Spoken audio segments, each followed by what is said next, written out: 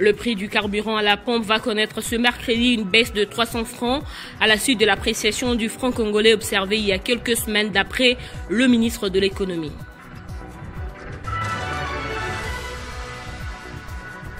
Une page de l'histoire politique congolaise vient de se tourner. L'ancien ministre délégué aux Finances Patrice Kitebi est décédé hier. Homme discret, l'ex-patron du fonds de promotion de l'industrie laisse derrière lui l'image d'un homme d'État rigoureux et profondément attaché au développement du pays. À Madagascar, le président Rajoelina a multiplié les moyens pour calmer les tensions observées dans la capitale. Après la nomination d'un militaire à la tête du gouvernement, il veut échanger ce mercredi avec le jeune, mais qui rejette cette initiative. Madame, Messieurs, bienvenue dans ce journal. Dans le cadre de l'appréciation du franc congolais, le prix d'un litre d'essence va passer de 2990 à 2690 francs congolais et celui de gasoil de 2890 à 2680 francs congolais dès ce mercredi 8 octobre. L'annonce a été faite hier mardi par le vice-premier ministre en charge de l'économie, Daniel Mukoko Samba. On va suivre un dossier signé Jean-David Kilolo. Ce mercredi 8 octobre 2025 sera marqué par une baisse du prix de carburant dans la zone ouest en République démocratique du Congo. Une décision annoncée par le vice-premier ministre, ministre de l'économie, Daniel Mukoko Samba, qui promet un soulagement pour les automobilistes et usagers du transport. Cette mesure, bien accueillie, suscite toutefois des interrogations sur sa portée réelle et sa durabilité. Quand on sait que depuis plusieurs années, le prix des carburants en RDC est fortement dépendant des cours mondiaux du pétrole, du taux d'échange du franc congolais, ainsi que des taxes et marges internes. Toute variation significative à l'international ou sur le marché d'échange se répercute directement sur les prix payés à la pompe. Par ailleurs, le coût du transport, de la distribution et des marges des opérateurs joue un rôle essentiel sur les prix finaux. Des efforts antérieurs du gouvernement avaient déjà permis des ajustements à la baisse dans le but de protéger le pouvoir d'achat des Congolais. Le gouvernement, par la voix du ministre Mukoko Samba, justifie cette baisse par plusieurs arguments. Une volonté affirmée de préserver le pouvoir d'achat des ménages confrontés à la hausse des prix de biens de consommation. Le suivi de l'évolution des cours internationaux du pétrole que l'État déclare surveiller étroitement pour adapter les prix nationaux. Un soutien aux opérateurs du secteur. Le ministre annonce qu'il remboursera les manques à gagner subis par les entreprises pétrolières pour éviter que cette baisse ne pèse excessivement sur les trésors publics. Une volonté d'assurer la stabilité de l'approvisionnement en carburant et d'éviter les ruptures dans la chaîne de distribution. La baisse des prix du carburant pourrait avoir plusieurs effets positifs. La réduction du coût de transport, le soulagement pour les ménages modestes, notamment dans les zones urbaines densément peuplées, pour qui les carburants représentent un poste de dépenses important. Cependant, plusieurs points méritent d'être examinés avec lucidité. La mesure ne s'applique apparemment qu'à la zone ouest, notamment autour de Kinshasa et régions avoisinantes. On peut se demander si les habitants de l'Est bénéficieront d'une mesure comparable. La durabilité de cette baisse dépendra du maintien de cours internationaux, de la stabilité du franc congolais et de la capacité de l'État à absorber les charges sans retarder les remboursements aux opérateurs. Le risque de mauvaises pratiques spéculatives. Certains revendeurs pourraient ne pas appliquer la baisse ou appliquée partiellement, surtout en zone reculée ou faible de contrôle. L'impact réel sur les prix de biens de consommation pourrait être limité si les intermédiaires ne répercutent pas la baisse dans la chaîne logistique.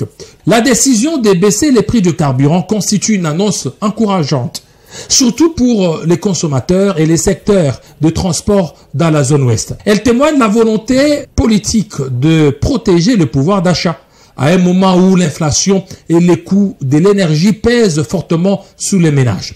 Mais cette mesure devra être suivie d'actes concrets. Vérification de l'application effective sur le terrain, extension à d'autres régions. L'enjeu sera désormais de vérifier que cette baisse ne reste pas qu'une promesse, mais qu'elle soit véritablement ressentie dans les stations-service et dans les prix des biens de première nécessité. À Mbuji-Mayi, le prix du maïs demeure remarquablement stable, défiant les attentes, alors que la MECA, unité de mesure locale, atteignait 18 000 francs congolais à la même période les années précédentes. Elle se vend actuellement entre 2 500 et 3 000 francs. Cette stabilité résulte d'un effort soutenu du service national qui, depuis 3 ans, approvisionne massivement et régulièrement les marchés de Kananga et Mbuji-Mayi. Sur cette terre diamantifère des Bakwanga, le marché Kanyanya, situé à Bakwadianga, reste un véritable poumon économique. C'est ici que le service national, bras productif de l'État stratège, a implanté l'un de ses plus importants dépôts des ventes de maïs. L'ambiance est électrique. À l'entrée, revendeurs et consommateurs se bousculent. Mais à l'intérieur, un dépôt du service national, une scène retient l'attention. Des montagnes de sacs de maïs estampillés, bien empilés, bien gardés, disponibles en quantité et surtout vendus à un prix social. C'est la volonté du chef de l'État, son Excellence Félix Antoine Tshisekedi Tshilombo. Et une fois qu'il est arrivé, il a mis les moyens à la disposition du service national. Nous avons multiplié le nombre d'engins, les superficies qui sont emblavées. Nous sommes aussi à des milliers aujourd'hui, plus de 5 000 hectares de maïs. Donc, c'est la volonté du chef de l'État, Antoine Tshisekedi, que je salue en passant pour la bonne volonté de service à la population.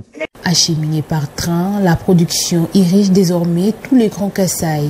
Résultat, à Mbuji-Mayi, un sac de 50 kg coûte 2 fois moins cher qu'à Lubumbashi, même en pleine saison de surchauffe. Nous avons multiplié le nombre de dépôts. Au jour d'aujourd'hui, nous sommes à 10 à 12 000 tonnes pour la ville de Mbuji-Mayi. C'est ça qui fait que les gens viennent acheter, on dirait, dans un magasin, quand vous entrez, vous payez une fois arrivé, une fois servi et vous partez. Et même nous avons cassé cette espèce de réseau de revendeurs qu'on appelle l'Anchiliba de Diamant. Derrière cette performance remarquable, un chef d'orchestre discret mais implacable, le lieutenant-général Jean-Pierre Kassongo-Kabouik, commandant du service national. Stratège, silencieux, gestionnaire rigoureux, il incarne le bras opérationnel du chef de l'État, déterminé à faire de la vision présidentielle une réalité. À Mbuji-Mayi, à Kananga et dans tout l'espace kassaïen, le maïs nourrit désormais les familles, non pas grâce aux importations, mais grâce à la terre, la sueur et la volonté politique affirmée. Et ce n'est qu'un début. Le service national prévoit de doubler sa production cette année. Ils ne vend pas seulement du maïs à prix social, ils vendent surtout la preuve qu'un autre Congo est possible. Le vice-premier ministre de la Défense nationale Guy Kabombo est arrivé hier dans la ville de Mwanda, au Congo central, pour une mission d'inspection des troupes internées à la base militaire de Kitona pour le renforcement de rang des FARDC. Le vice-premier ministre de la Défense nationale et ancien combattant séjourne à Mwanda, dans le Congo central. Une mission d'inspection des troupes qui sont à la base militaire de Kitona, Maître Guy Kabombo Madianvita, a eu un briefing en présence du chef d'état-major général adjoint chargé des opérations, le lieutenant-général Ishali Gonzandou Jacques. C'était face aux officiers militaires sur l'effectif réel, des nouvelles recrues pour renforcer les effectifs des FARDC. Une rencontre qui a permis au vice-premier ministre Guy Kabombo Madianvita d'avoir un aperçu global du fonctionnement, de la qualité de la formation donnée aux nouvelles recrues. D'une voix forte, le chef de l'outil de la défense a donné une instruction sévère, celle d'harmoniser la liste complète des effectifs des enrôlés, et cela dans chaque catégorie pour une causerie morale prévue. Maître Guy Kabombo Madianvita a prêté une oreille attentive aux épouses militaires du camp Basse-Kitona sur leur requête de la réfection de l'école primaire et secondaire du camp Base. Sensible, le VPM Guy Kabombo Madianvita a promis le lancement bientôt des travaux de construction de l'établissement scolaire avant de leur remettre une enveloppe conséquente à la demande. Une visite au port des Bananas ainsi qu'au camp Kindofula figure très bien dans l'agenda du vice-premier ministre. Le ministre de l'Intérieur, Jacquemain Chabani, a récemment réaffirmé la volonté de la République démocratique du Congo d'accueillir ses ressortissants réfugiés si certaines conditions sont prises en compte. Lors de son discours devant le comité exécutif du HCR à Genève, Chabani a insisté sur la nécessité d'un retour volontaire sécurisé et digne. La République démocratique du Congo est confrontée à une crise humanitaire majeure, avec des millions de déplacés internes et plus d'1 million Congolais réfugiés à l'étranger. Les conflits armés persistants dans l'est du pays, particulièrement liés à des mouvements rebelles, M23, continuent de provoquer des exils massifs. Les gouvernements ont signé ou adhéré à plusieurs accords internationaux et engagements, notamment avec le HCR et des États voisins, afin de créer un cadre légal et sécuritaire propice au rapatriement. Mais le gouvernement de la RDC a posé plusieurs conditions estimant indispensable avant tout retour des réfugiés en RDC. Une zone pacifiée. Le retour ne pourra se faire que dans des zones où la paix est effectivement restaurée, c'est-à-dire sans conflits armés. Le rétablissement de l'autorité de l'État, la présence sécuritaire, fonctionnement des services publics, respect de la loi, restauration de l'ordre et de l'appareil administratif sont des éléments mentionnés comme essentiels. La vérification de la nationalité. Pour éviter les abus ou les retours forcés des personnes ne remplissant pas les critères, le gouvernement demande une vérification claire de la nationalité des candidats au retour. Le retour doit être libre, sans pression, organisé en bonne coordination avec les réfugiés, le HCR et les pays hôtes pour garantir la sécurité et dignité. Le respect des droits humains, des conventions internationales relatives aux réfugiés, apatridie. Le retour des réfugiés ne dépend pas seulement des efforts internes, accords diplomatiques RDC, Rwanda, implication du HCR, des États voisins, des organismes internationaux. Si ces conditions sont réunies, cela pourrait permettre un retour sécuritaire avec meilleure intégration des retours dans les territoires d'origine. Le retour digne pourrait alléger la charge des pays d'accueil et contribuer à la cohésion sociale en République démocratique du Congo. La pacification des territoires de l'Est reste un défi majeur. Les groupes armés, les conflits intercommunautaires, les problèmes de gouvernance compliquent la restauration durable de la paix. Les processus de vérification de la nationalité peuvent être ardus, surtout pour ceux qui sont partis depuis longtemps, avec perte de papiers ou difficulté d'accès aux documents officiels. Il faudra des ressources importantes, financières, humaines, logistiques, pour assurer un retour dans des conditions dignes, logement, infrastructures, services publics. Le risque est que certaines zones soient déclarées pacifiées officiellement, mais restent dangereuses en pratique, ou que l'autorité de l'État reste fragile ou contestée. Le retour des réfugiés congolais à l'étranger est une aspiration forte porté par le gouvernement, incarné par le propos de Jacquemain Chabani. Toutefois, le chemin vers ce retour est sémé de conditions indispensables. Il faudra des actes, des garanties sur terrain et une collaboration internationale à tout le niveau.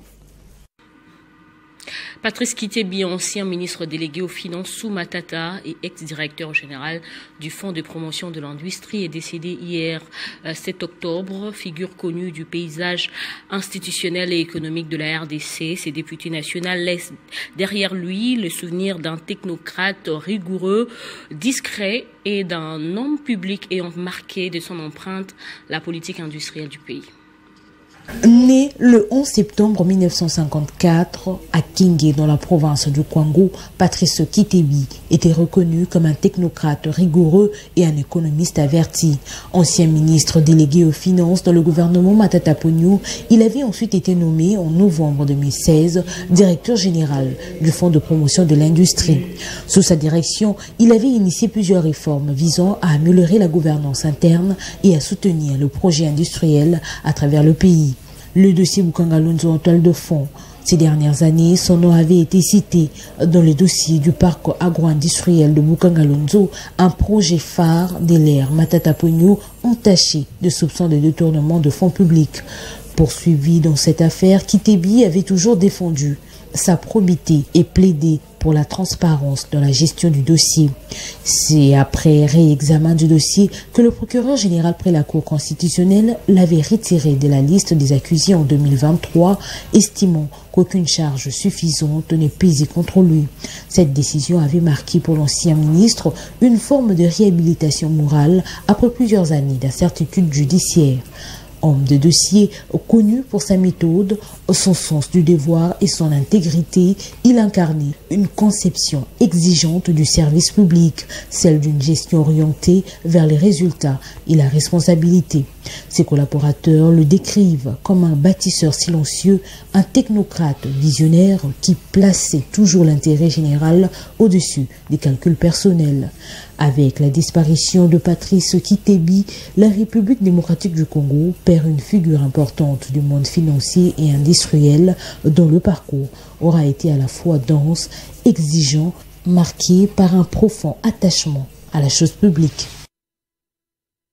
Le parquet général près la Cour des comptes de la République démocratique du Congo a organisé une conférence à l'hôtel Memling de Kinshasa.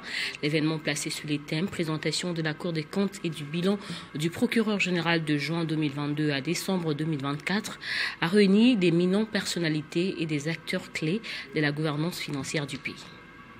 Animé par les procureurs généraux près la Cour des comptes, Salomon Toudiechi Kabuta Kapwa, accompagné des avocats généraux près la Cour des comptes, cette conférence qui avait aussi l'essence de l'obligation de rendre compte de la gestion a débuté par une présentation approfondie de la Cour des comptes, l'institution supérieure des contrôles des finances publiques de la République démocratique du Congo. Il a été rappelé que sa mission fondamentale est d'effectuer de manière indépendante un contrôle externe a posteriori des finances de l'État, de ses démembrements, ainsi que des organismes et entreprises publiques bénéficiant les fonds publics. Le point d'orgue de la conférence a été la présentation du bilan d'activité du procureur général près la Cour des comptes, Salomon Toudiechi Kabuta Kapwa, pour la période allant de juin 2022 à décembre 2024. Ses responsabilités incluent les déféraments à la Cour des opérations présumées constitutives de gestion de faits et de fautes de gestion, ainsi que la réquisition de l'application des amendes prévues par la loi. Nous avons saisi la Chambre des semaines propriétaires financières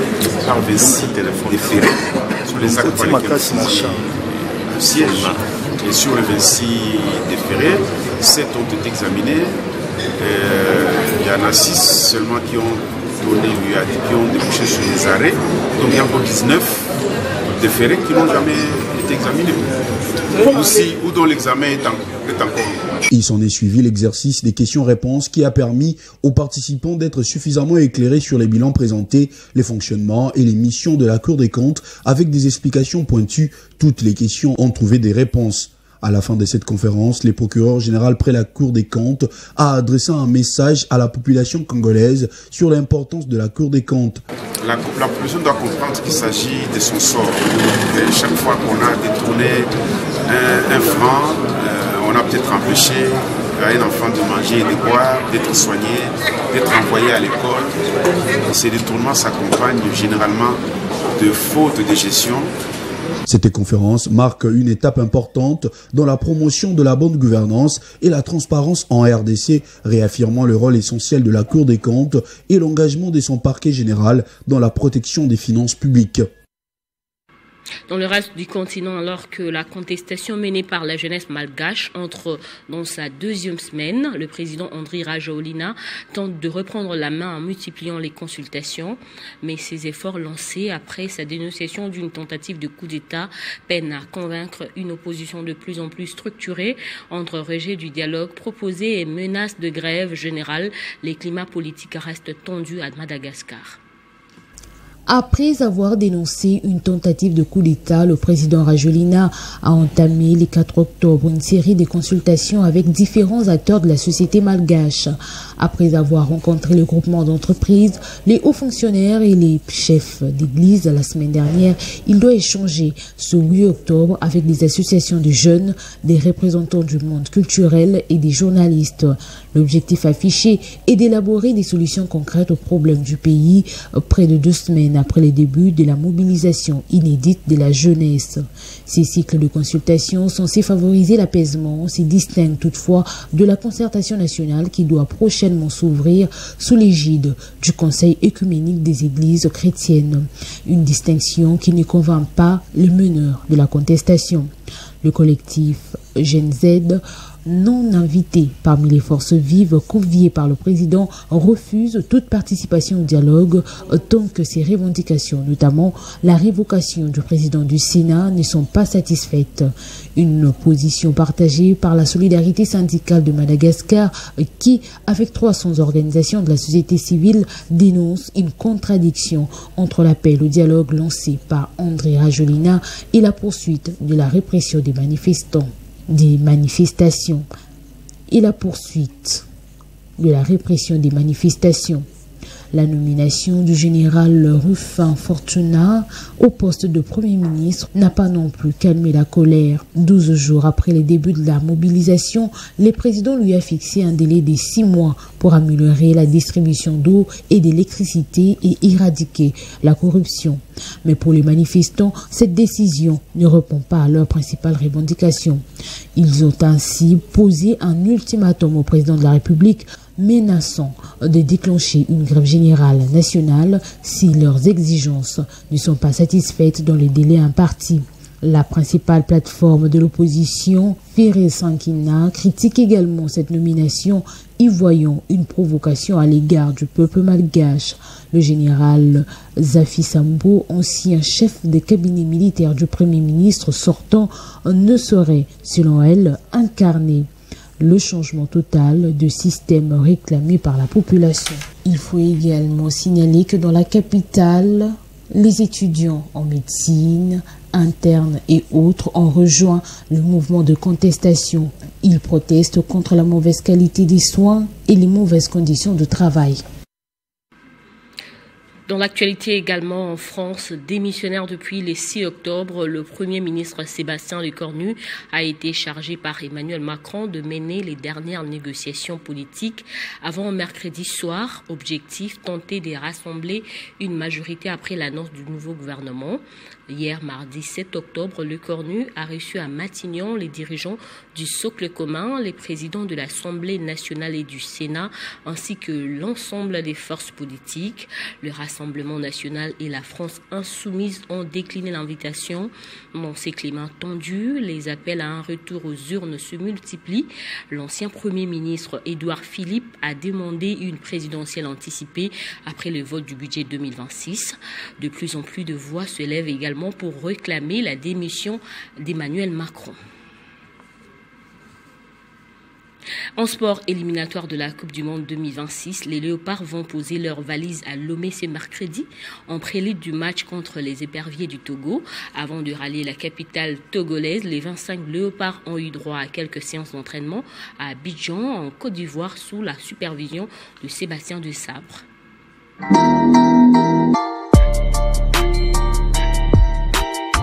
Le groupe affiche complet, l'ambiance est au zénith et les Léopards y croient encore, bien qu'ils n'ont pas leur destin en main. Au terrain du lycée moderne de Cocody, le nouveau joueur Brian Chipenga et Jackson Muleka, le revenant, ont laissé une impression lors de ces 2 séances d'entraînement. L'intensité du travail était montée d'un cran, des exercices axés sur la conservation, la circulation et le jeu combiné. Les 2 sessions étaient conclues par 2 camps sur terrain réduit.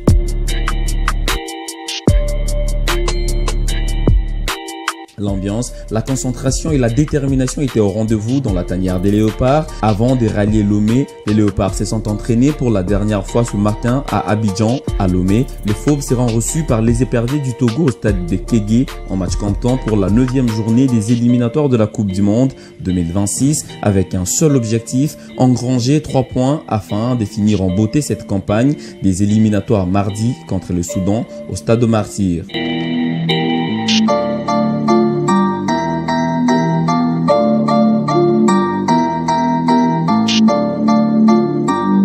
Si les Fauves réussissent à prendre 6 points, ils devraient s'attendre à un faux pas du Sénégal pour se qualifier. Au cas contraire, ils seront récupérés comme meilleurs 2e pour disputer les mini-tournois du continent. Et s'ils réussissent à passer cette étape, ils seront éligibles aux barrages intercontinentaux.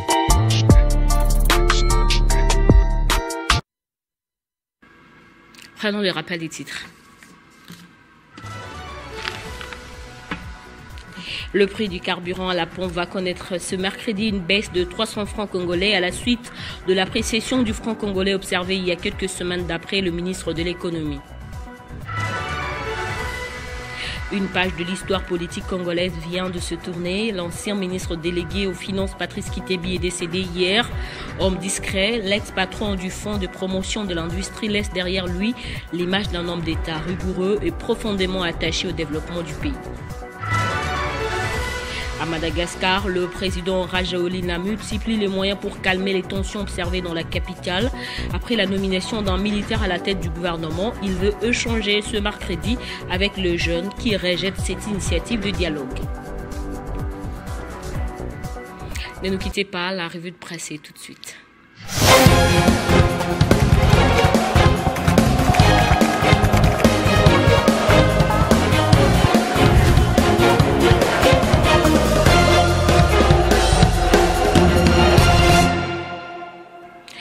C'est avec Nathan Diamoté que nous allons découvrir les journaux parus ce mercredi. Bonjour Nathan. Bonjour Bédrine, bonjour également à tous ceux qui nous suivent de partout.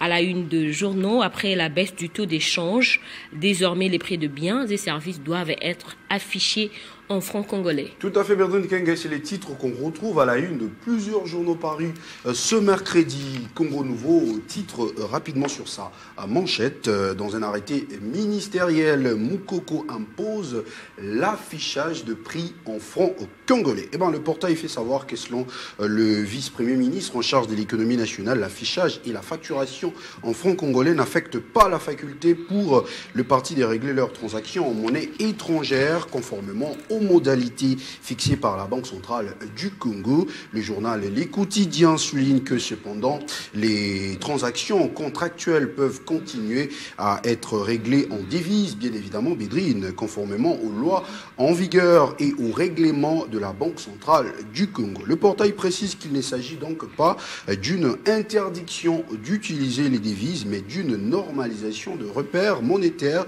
sur les marchés intérieurs. De l'autre côté, le journal Les Phares estime qu'au terme de cet arrêté, le ministère de l'économie nationale renforce la souveraineté monétaire de l'État en instaurant justement une obligation claire d'afficher et de facturer les biens et services exclusivement en francs congolais tout en préservant les équilibres économiques. Et construction de l'université de Mbuji-Mayi, enfin l'impact du fonds de rame dévoilé à la toile, Nathan. C'est une information commentée de manière approfondie, Bédrine Kenge, par la presse en ligne. Mbuji-Mayi, ma ville, tel que vous voyez là, c'est écrit Mbuji-Mayi. Le président Félix Tshisekedi inaugure l'université officielle de Mbuji-Mayi 32 ans après l'impact d'Augustin Kibasa et de fonds de rame. Bédrine, il faudra reconnaître justement que les effets concrets du rame sont perceptibles aujourd'hui à travers ces titres que nous propose ce média qui renseigne en même temps dans son tabloïd qui est l'aboutissement de ce projet est le fruit d'un financement particulier. La construction de cette université a été rendue possible grâce à l'utilisation de fonds des registres des appareils mobiles RAM du secteur de poste et télécommunications et nouvelles technologies de l'information et de la communication. L'implication de l'ancien ministre de Pétentique, Augustin Kibasa Maliba, cité d'ailleurs dans ses colonnes intérieures, a été déterminante dans l'affectation et la gestion de ces fonds pour la réalisation concrète de ces infrastructures. Son action a ainsi joué un rôle crucial dans la concrétisation de cet établissement académique après près de 3 décennies d'attente. Et bien, la presse en ligne Wise.cd qui titre Kibasa Maliba quand la vision dépasse le bruit. La presse en ligne rappelle dans son tabloïd que c'était d'ailleurs le lundi 6 octobre dernier, après 40 mois de construction et 32 ans depuis sa création, l'université officielle de Mbuji-Mayi a enfin été inaugurée par le chef de l'État Félix Tshisekedi. Ces moments tant attendus marquent une étape décisive pour l'enseignement supérieur dans la province du Kasaï oriental. On va boucler Nathan avec un sujet triste. Grande-Bretagne, un jeune Congolais de 20 ans perd sa vie dans son domicile. Effectivement, Bédrine, c'est les titres que nous lisons au journal La Prospérité, juste là au rez-de-chaussée. Vous allez voir, c'est écrit Glasgow, Grande-Bretagne, un jeune Congolais, Christmas Boyenia Kazadi, est tué par la police écossaise. Bédrine Ekenge, la photo du jeune Congolais est tué est juste au corps de cet article qui révèle que inconsolables sont d'ailleurs les parents du défunt, le jeune homme Christmas Boyenia Kazadi, qui a été retrouvé mort par la police écossaise aux alentours de midi dans la journée du samedi 27 septembre dernier dans la ville de Glasgow en Écosse, au Royaume-Uni. Selon la police écossaise, rapporte ce même journal, Bédrine Kenge Congolais, qui allait d'ailleurs avoir 20 ans cette année, a été retrouvé mort dans son domicile. Il s'est suicidé et Christmas Boyenia Kazadi cohabitait d'ailleurs avec sa copine, une Irlandaise nigériane. Dans cette version de la police écossaise, comme celle de la copine du défunt, l'on dénote plusieurs zones d'ombre étouffées et cette affaire meurtrière enchérie et ce portail Bédrine. C'est la voie qui semble suivre la police écossaise. Aussi, les autorités congolaises sont-elles appelées à s'impliquer pour que la vérité éclate? Bédrine Kenge. Merci pour cette sélection, Nathan Diamoté. Merci, Bédrine. À vous tous, merci de votre fidélité à Télé 50. Ce journal est terminé.